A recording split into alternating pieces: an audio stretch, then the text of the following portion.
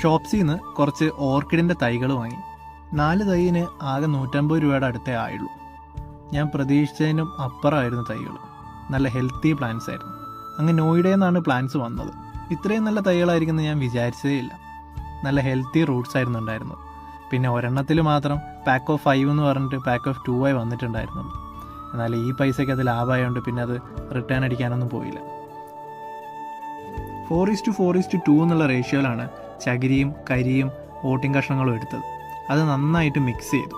എന്നിട്ട് നമ്മുടെ ചട്ടിയുടെ നടുവിൽ ചെറിയൊരു കമ്പി കെട്ടിക്കൊടുത്തു, ഒരു സ്റ്റേ ആയിട്ട്. എന്നിട്ടിതാ ഇതേപോലെ നിറച്ചു കൊടുത്തു, വേര് മാത്രം കവർ ചെയ്തുകൊണ്ട്.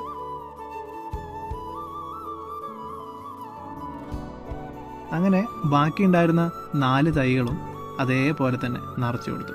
ഇതാണ് ഫൈനൽ ലുക്ക്. 2 തൈകളിൽ വിരിയാനായ മുട്ടുകൾ കൂടി ഉണ്ടായിരുന്നു.